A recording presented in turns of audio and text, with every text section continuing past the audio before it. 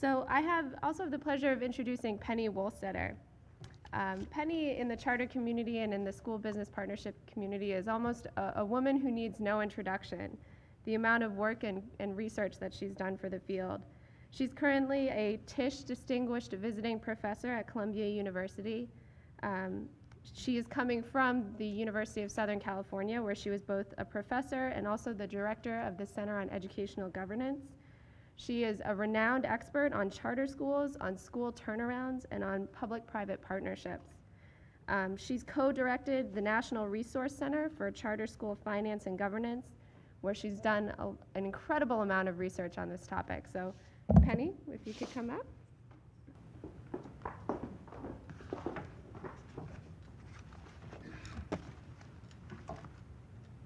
Hello, everyone. Thank you so much for inviting me to this great state of Georgia, where education is seen as the driver of a strong economy, where you've been successful in getting the race to the top money, where you were smart enough to have an innovation fund as part of it, and where you've signed on to the Common Core standards. It's truly a pleasure to be here. And I think the way we discussed it, Joe and Stephanie and I discussed it, it probably would be best if we held the questions till the end, and then I'd be more than happy to entertain questions. No one, certainly not anyone whose life's work is in education, is satisfied with the current state of American public schools. While there are pockets of excellence and greatness in public schools, it's not system-wide. In recent assessments of academic performance of students in the U.S., our students are not excelling academically across the board. Students in the U.S. are also not competing as successfully with other countries as we would like them to. At the same time, schools are working hard to raise academic performance, public education is facing major cutbacks. Nearly half of the states have made significant cuts to education budgets, and as millions of students return to school, they're noticing fewer teachers, larger classes, and other changes. This simultaneous push for excellence and the pullback on resources has been seized by some innovators as a window of opportunity to try something new and to invest in education in a different way. We need to offer more students access to educational experiences that will prepare them for entering and succeeding in college and their chosen career. The question is, how do we do this? In my research with colleagues in schools and school systems around the country and internationally, it's become increasingly clear that an essential ingredient to a successful education system is collaboration. Collaboration matters. Effective reform is not simply about pushing the right buttons on a complicated machine. At the heart of all reform efforts are the people who bring strategies to life. And one of the most powerful tools, which lacks a data column, but which is embarrassingly plain and often ignored, is collaboration. Effective reform is about relationships. One of the research questions that has driven my interest in collaboration involves the idea of incentives to collaborate. More often than not, people act rationally, and when they don't collaborate, there is usually a reason. The same is true when they do choose to collaborate. When I think about collaboration in education, I envision collaboration among teachers within the same school. I envision collaboration across schools and collaboration among professionals in different types of organizations, government, nonprofit, and businesses. Sharing responsibility for public education is emerging organically from some schools and school systems. While it is becoming increasingly clear that educators cannot do the school improvement work alone on their own, given the size and the scope of the task, especially in this time of economic distress, it is not so clear why some individuals in some organizations advance their organizational goals through collaborative efforts, and why others in seemingly similar circumstances do not. This reasoning leads me to the idea of reshaping the education landscape such that the risks and benefits of public education are shared by collaborating organizations, what the management and policy arenas refer to as strategic alliances. Interestingly, what appears across the education landscape is a relatively rich array of potential collaborators. Most of the collaborative efforts examined in the research are regional, where organizations are proximate or at least share a similar context. You'll see this in the examples that follow. Let's first start with a definition of what a strategic alliance is. Ranjay Guliyati, a professor at Northwestern's Kellogg School of Management, defines a strategic alliance as a purposive relationship between two or more entities that involves an exchange or a sharing or co-development of resources or capacities to achieve mutually beneficial benefits. The exchange most often entails each organization giving something it has and can share in exchange for something that it does not have but needs in order to succeed in its work. In the last several decades, alliances have become a central part of companies' development and innovation strategies. According to Dieter Ernst of the World Bank, by the turn of the century, many of the world's largest companies had over 20% of their assets and over 30% of their annual research expenditures tied up in alliances. According to David LaPiana, a professor at Stanford Graduate School of Business, joint programming also is quite common in the nonprofit sector.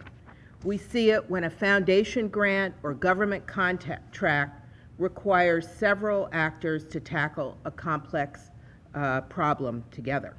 A quick example of a strategic alliance using two familiar organizations is the Big Brothers and Big Sisters organization teamed up with the Boys and Girls Club about 10 years ago to start a mentoring program. Boys and Girls Club identifies the kids that are in need of mentoring, while Big Brothers, Big Sisters recruits and trains the mentors to serve those kids. This example, though, is an exception. Historically, alliances have been between firms or companies. Today, I'll focus on an emerging opportunity for improving education, a new class of alliances, alliances between government, nonprofit, and for-profit organizations. These alliances are developing to foster innovations in how schools operate and how they can expand the services that schools deliver to students. Some forms of alliances in education have been around for decades. The local pharmacy, for example, that sponsors the soccer team. Corporations that engage in adopt-a-school programs. But the alliances that are emerging now in the 21st century are quite different, both in scale and type. The alliances now are more focused on the inner core of schooling. And equally important, the non-school players are demanding a stronger role in joint priority setting and decision making.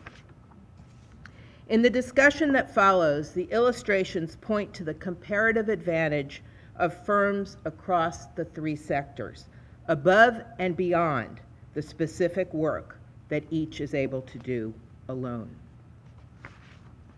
Before going further, here's a diagram that geographically depicts a strategic alliance, what it looks like.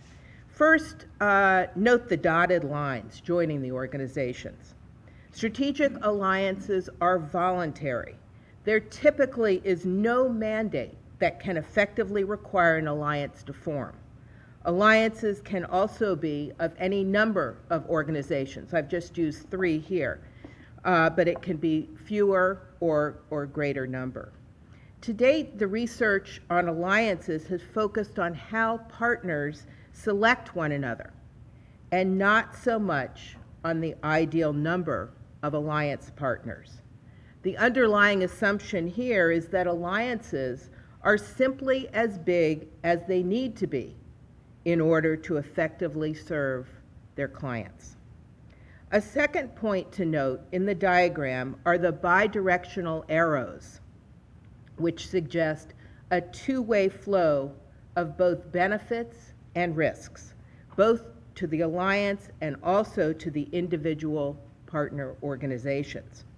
Rather than a single provider taking on all the risks and benefits of a new venture, the risks and benefits are shared across a range of partners, thus lessening the burden for any one. In thinking about what draws organizations into strategic alliances, the research is fairly clear that it is not often a legislative mandate. As noted earlier, strategic alliances are voluntary relationships.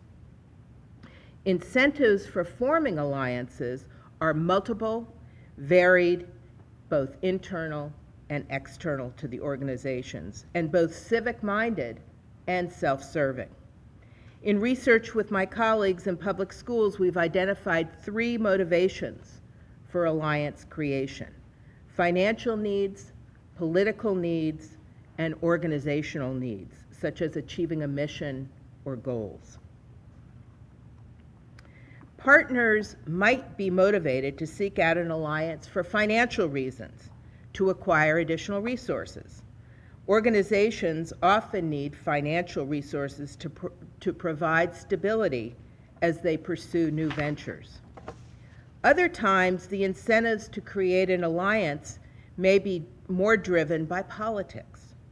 The alliance brand can offer high visibility, credibility, and legitimacy, attributes a new organization just launching may seek, but not yet have, or qualities an older, entrenched organization may need to revive itself.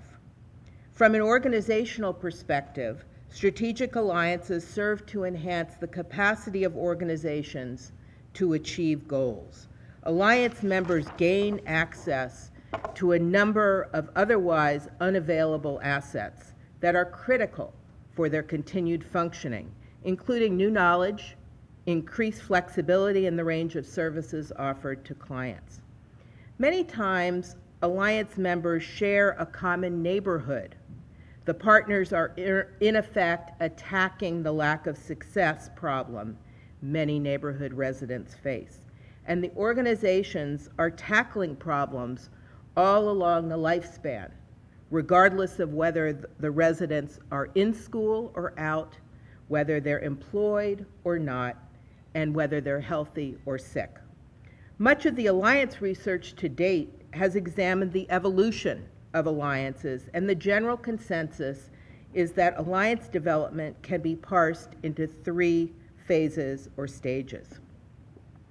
Well, as noted earlier, alliances have become a central part of most companies' strategic plans.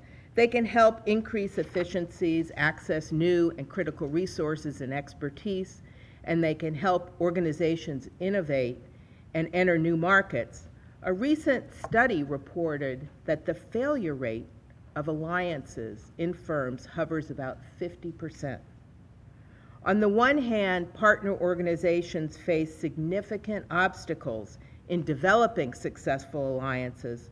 On the other hand, organizations need to form greater numbers of alliances because they are not successful working alone.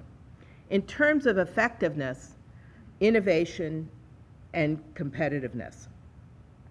If this is indeed the case, educators and other reformers from the business and nonprofit communities need to have a better idea of what underlies alliance success and how alliances can be managed productively. To take an in-depth look at the phases of the alliance cycle, we will rely on a few real-life case studies, each at different stages of development and also of various sizes and scales. First is a new alliance. It's a public high school in Orlando, Florida, Evans High School. A director of the school has been hired, and the school is slated to open in 2012. As you can see from the diagram, there are a myriad of organizations linked up with Evans High School. The Children's Home Society of Florida, Chase Financial Services, the University of Central Florida, and the Orange County Board of Education. The second case, Golden Isles Career Academy High School, opened its doors in 2007. It's a charter high school located here in Georgia, Brunswick, Georgia. Is anyone familiar with that school? Okay, one, good. I can inform other people then, good. The diagram of Golden Isles Career Academy is similar in many respects to the alliance partners at Evans.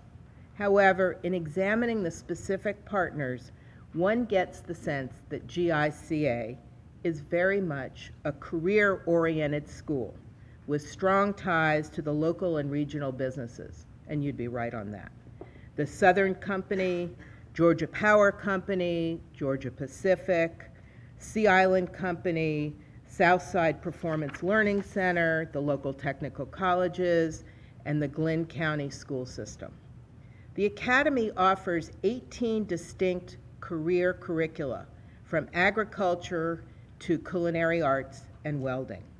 Students often work in internships with local businesses, and many dual enroll at the local technical college that allows students to earn college credit while they're still in high school.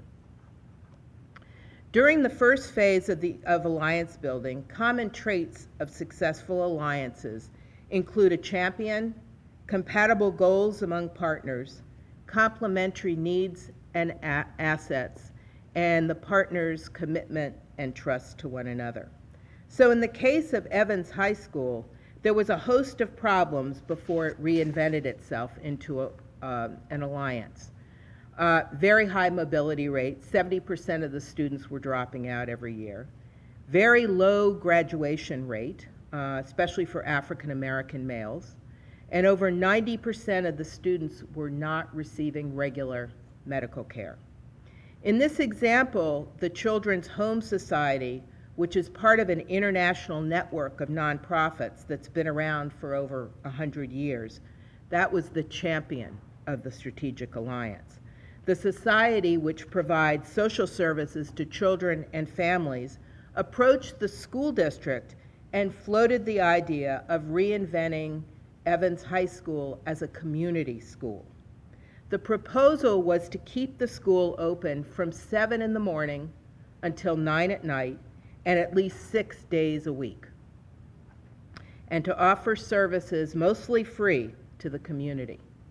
The original goal was to help students become more successful academically, to increase the number of students taking advanced classes, to increase parent involvement, and to boost graduation rates. To support academic success, the Alliance was also brought in partners to provide medical care, after-school programs, extracurricular sports and cultural programs, and job training for both students and adults. The Children's Home Society also solicited a startup grant from Chase Financial Services to bring the director of the school on a year early to help with the planning process. Businesses were interested in joining the alliance to help feed the pipeline of qualified workers and also to create important career opportunities for students. In addition to high school students, the businesses wanted to address the needs of adults in the community who wanted a career change or educational enrichment in a move to improve the quality of the workforce in the area in which they relied on. The investors in this alliance from the private sector helped raise capital for a new $18.5 million facility, and the technical college offers credit to the high school students. The role of businesses, both in terms of benefits and risks, was also made quite explicit from the start. First of all, representatives from regional and local businesses actually teach classes at the high school. They advise on changes in the curriculum, in the program. They offer students at the high school opportunities to job shadow, opportunities for internships and apprenticeships. The investors also provided money to purchase equipment used in the education program. And they commit to hiring students. And at the school, the students are called team members once they have completed the program successfully. In sum, the private sector gets a voice through its money on the table and its in-kind support. Further, the businesses offer career counseling, technical education, and mentoring to students who are their potential future employees. Thus, businesses in the area end up with a stronger and better trained workforce. The businesses have a direct hand in recruiting and training their employees, and the workforce is prepared for work at a younger age. As touted on the Golden Isles website, Golden Isles Career Academy is more than an outstanding new public school in Glynn County. The Academy also offers the business community new opportunities to enhance their human resource capabilities with a skilled young workforce. That is right on the mission on their website. So you can see how central the partnerships are to this particular academy. The second phase of alliance development entails design and management.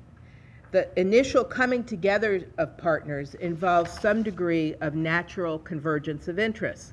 However, holding the group together over time and changing challenges requires more than harmonic convergence. For instance, the leadership continues to be an important component. In some alliances, the champion who initiated the alliance continues on to serve as the alliance leader. In other situations, leadership is transferred to a different individual or to a committee in the hopes of spreading leadership strength beyond the champion. This approach also helps limit the risk of alliance failure due to leader burnout.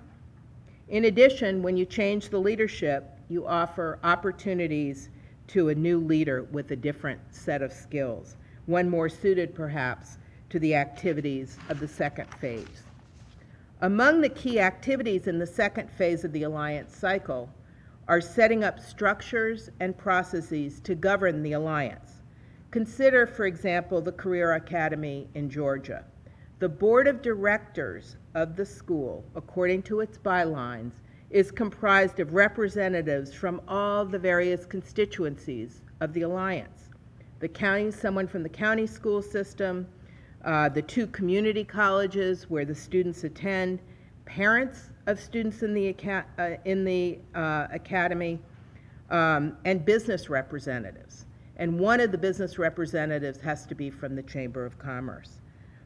It's a great model to have a board with the different representatives from your different partners involved, because it's not only gets them more committed, they have more knowledge of what's going on with the strategic alliance.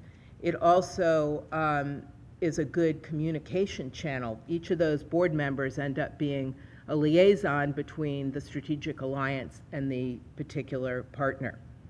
Also notable with the with the Golden Isle Career Academy is the number of contractual MOUs. Basically, a handshake is not enough. First is the MOU between the Academy and its charter authorizer, in this case, the County Board of Education. Second, the Academy is part of an intergovernmental agreement which describes issues related to property ownership and construction of the Academy's facilities. In the third agreement, the Academy has an MOU between the state's Department of Technical and Adult Education and the two institutions of higher education. The agreement defines who legally owns the Academy and who is responsible for operations, including maintenance of records, staff participation in professional development, and linking the Academy's website to the state departments. In the third and final phase of the alliance cycle, operations and management, partner accountability and evaluation are essential activities. These are often the most overlooked in terms of alliances that don't succeed. The main challenge with strategic alliances is whose assessment system to use. This is particularly a problem when the alliance spans economic sectors and all goals of the partners may not be aligned. Returning for a minute to the Career Academy in Brunswick, Georgia, the alliance was faced with how to evaluate the students who were enrolled in school earning a high school diploma and at the same time interning in a work placement. The Alliance's solution was to evaluate student performance along two different dimensions. One, academic achievement, and the second, work ethic, which includes characteristics such as the student's attitude toward work, their organizational skills, teamwork, and productivity, among others. So for every career course students at the Academy take, they receive 2 grades. This figure provides an overview of the main phases of the Alliance life cycle that I've just described and the factors that research suggests are critical to Alliance success. Note in the figure the importance of the external environment, which has the power to influence behavior at any phase of the Alliance life cycle. Equally important are the arrows that suggest feedback loops. Results from the evaluation phase, for instance, may influence the operations phase as well as the formation phase. So built into the idea of strong alliances is the notion of continuous improvement, which resonates with all high-performing organizations, regardless of sector. Looking forward, I wonder to what extent policy can be used as a lever to drive alliance success. I mentioned previously that policy does not seem to be the instigating force. However, research suggests it can be a facilitator of alliance building. And I think your Innovation Fund is a great example of how policy is facilitating alliance building but not mandating it. In closing, I'd like to go out on a limb somewhat to describe a finding that I can't fully support with data. Perhaps most fundamentally and beyond the economics and mechanics and importance of alliances that I've just discussed, I found that alliances have been associated with the growth in social capital among the participants, including the families that are served and the businesses and community organizations that are involved. This is inherently difficult to measure with any precision, and we haven't yet tried.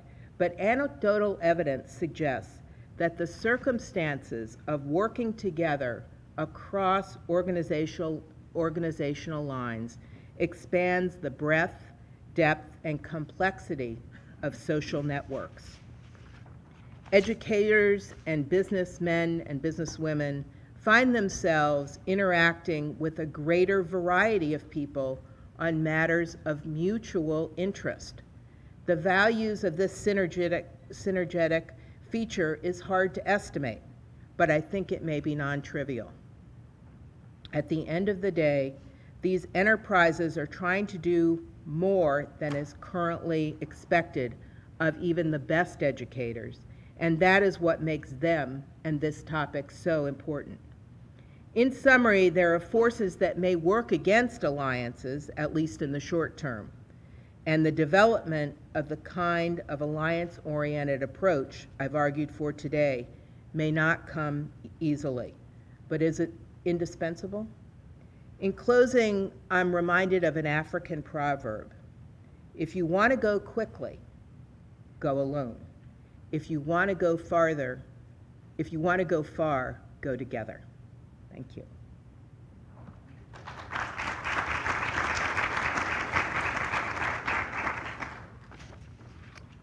I would be happy to take questions. We have any? No. Come on. Yes. Good. So this idea of the gold miles and the career focus, it seems to be, apparently more of an innovation recently for getting more career oriented. It reminds me of the German system where you have the Hauptschule, where it's vocational. And I was wondering if they provide, that's been in place for many, many years. Do they have partners and are there other, more generally, are there other examples in other countries where this sort of partnering is going on that we can look to, perhaps get some additional insight as to how to do it, how it works, what the best practices elsewhere? Yeah, I still think that Golden Isles has a purpose in preparing students for college as well as career. So it's not quite like the German system. There's a middle ground actually in German, the Realschule, which is actually sort of in between. Yeah. There's 3 levels, and so that someplace in there it sounds very similar. Yeah, it might be. I haven't studied the German system. I've studied more in the UK and how they bring different organizations together, and in particular the strong role that private firms play in sponsoring charter schools, for example. So I can't really comment on that, but it would be worth investigating. I think one of the tough things about these alliances, it's clear that the policy champion can help jumpstart it. You got to have a champion. But what's less clear is how do you keep these alliances going over time?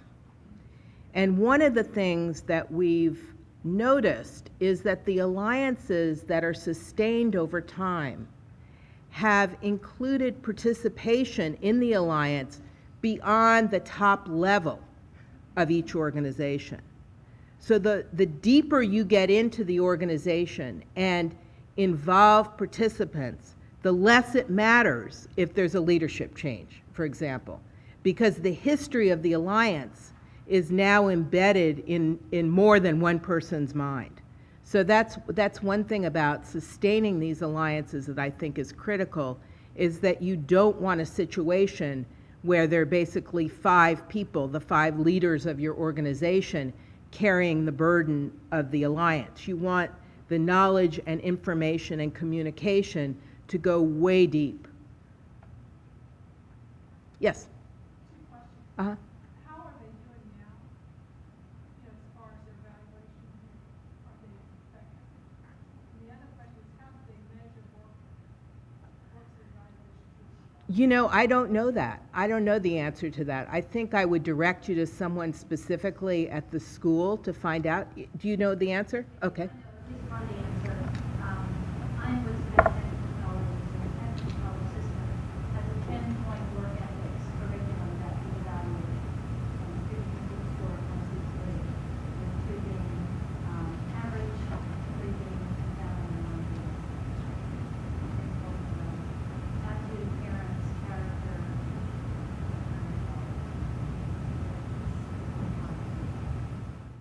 And it probably was maybe one organization took the lead in developing it, and then it was shared with everyone for feedback. So there's no sense that things are being laid on the alliance. It's a very flat, collaborative organization, and so the extent to which you as a partner have particular expertise, that's what you're contributing in one instance, but you may not have expertise in another, so you get the benefit of your partner's skills and expertise. So it really is a very fluid kind of relationship. So what was the impact? Uh, Marcus? yeah, how do you measure that?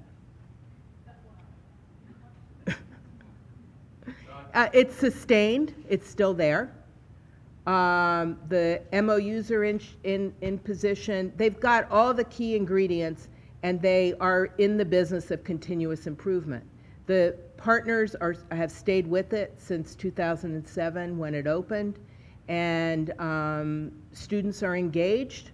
There's very low dropout rate, and there's a very high graduation rate. So I would direct you probably to the website if you wanted to look at how they did on the Georgia accountability system measures.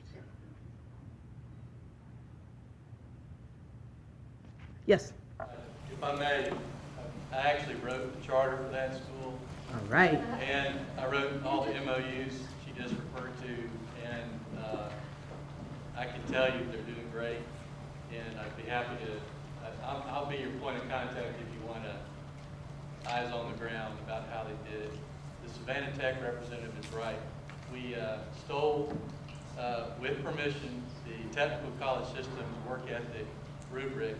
We applied it to high school. And in every class, including academic classes, is a subjective score, not a grade, but it's an evaluation, needs improvement, met expectations, etc. Like a job interview or a job evaluation that appears on the student's report card. And we can do that because we're a charter school, and the parents appreciate it. The employers in the area especially appreciate it, and it turns the culture of the school into not just academics, which are necessary, but also workforce development. And you're very much correct. It's the college focus that makes the difference there, because when they go to the high school, they feel like they're going to college, and they act like they're going to college. They act more like grown-ups as high school students, and it is having a demonstrable impact on dropout and graduation. And right before Governor Perdue left office, he actually went to Lynn County and he gave them an award for the improvement on the graduation rate. Thank you very much. It's nice to have experts in the audience. Yes? I'm glad that you brought the topic up of the MOUs, because I was wondering how in a unmeasured proposal for, say the RFP, where you're trying to show partner support and you approach a potential partner. I noticed the Southern Company, Georgia Power for the Career Academy in Brunswick.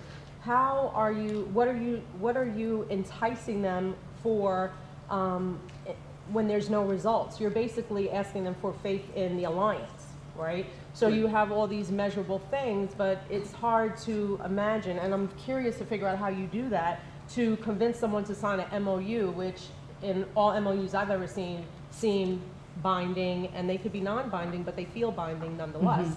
And I wonder how you are able to put something forward like that and have somebody say, I will sign up if you get awarded this RFP and move forward with you, even though I'm not really sure how the results will turn out. Well, I'll mention a few things, and then maybe we can hear from a real-life example. One is that the MOU can be drafted by one organization, but it needs to be developed between the two organizations that it affects. So you wouldn't want to send through email or even in person, here's an MOU, will you sign it and participate with us if we get the money? It needs to have in the MOU benefits to both parties. So you're essentially asking the organization to enter in a strategic alliance And in the beginning, there are risks because some of these alliances fail. But if our alliance succeeds, if it's sustainable, then you will receive these benefits. And I would work at it that way, I think. And I really think it's critical to have the voice of both partners in that MOU. Many of the charter schools have parent contracts, and the best parent contracts in charter schools are the ones that say, this is what the school will do for your child, and on the other side of the coin, this is what you as a parent need to do for our school. So it's a joint risk, joint benefit.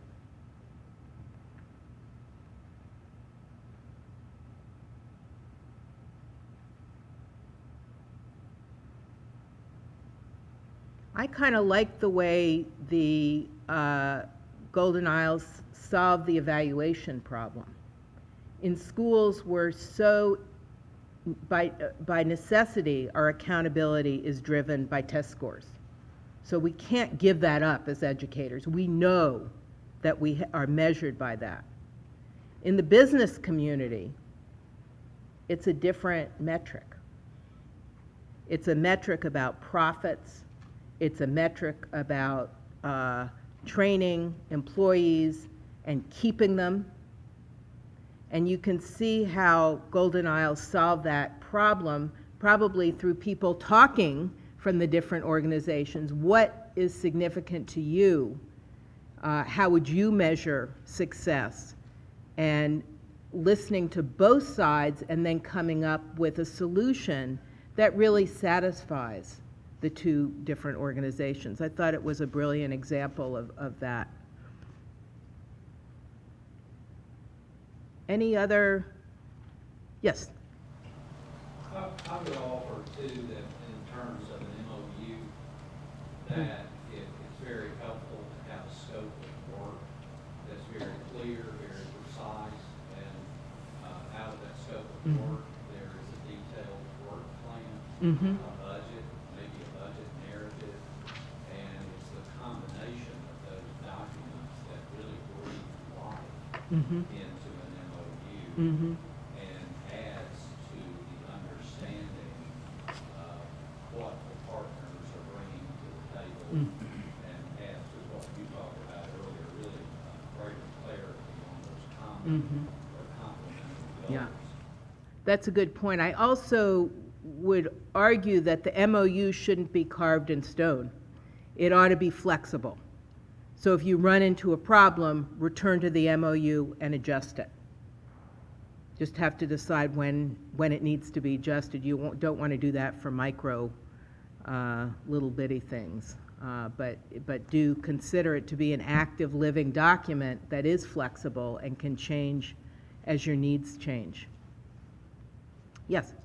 Spoke about the alliances having on board of all the different alliance members, and then that the success of these alliances were because it went beyond just those board members. Can you talk about some of the examples from the cases that you presented to us about how they integrated in so that way when the leaders change, those alliances were sustained?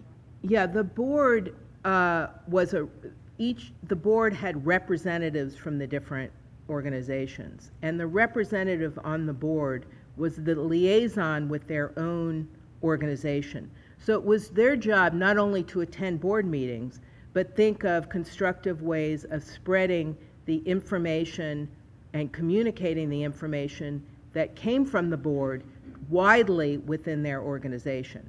So a lot of the issue about sustaining alliances involving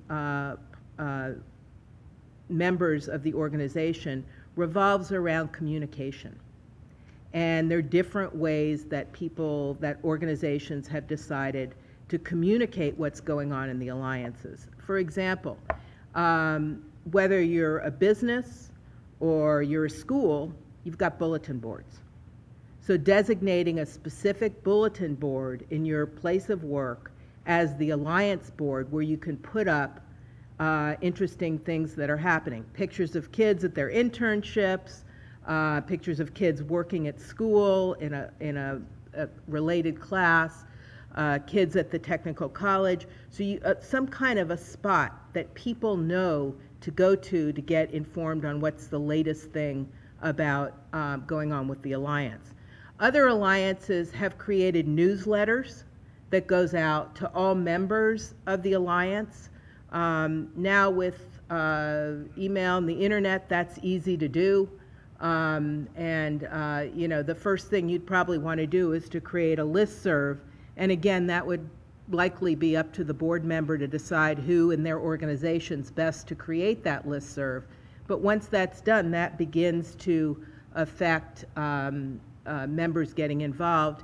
And finally, as the specific projects or problems of the Alliance pose themselves, there are going to be people in the different organizations who happen to be experts in that area. Let's say you have a technology problem and you're trying to figure out maybe how best to communicate, how to keep everyone involved. Well, information technologists or people who are just good with technology could be brought together as a subcommittee of the board. And as long as everyone shares that expertise, and it's, again, not a top-down thing, that co-development of a communication system would likely involve people who aren't on the board. It would involve people who are good at communication skills, maybe the communications person in the business or the person in the school who handles information dissemination to parents. So through different projects, I think, is the best way to get people involved. No one likes going to a meeting where they don't have a role. So if you just want to find the groups that can work together. And I also think the board, having the board have ad hoc subcommittees, they have specific assignments and then they're disbanded, is a good way to go. You don't want to have permanent committees that don't have very highly specific agendas and purposes for meeting.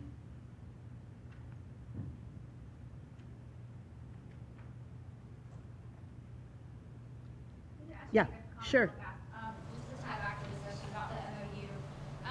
The RFP for the innovation fund contains an MOU, and in that MOU, it's a very, just basically this is what we agreed to do, all the partners sign it, and it references your scope of work, and that is the meat of the MOU. So you, just as Dr. Pendle said, you point to that scope of work and say, here's what each partner is responsible for, so, everybody knows what their responsibilities are, who the partners are, what their plan is, and then over the course of the grant period, obviously that scope of work may need to be adjusted over time, so there is some give and take there, but that just shows us that all partners are committed to this work, and that we have all come together at the beginning to develop this plan, and you all know what your responsibilities are for the plan, so just tie that back to what our purpose is.